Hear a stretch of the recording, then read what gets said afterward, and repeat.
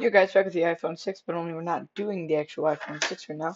We're gonna figure out what the heck is inside the battery. Let's ready to get it out.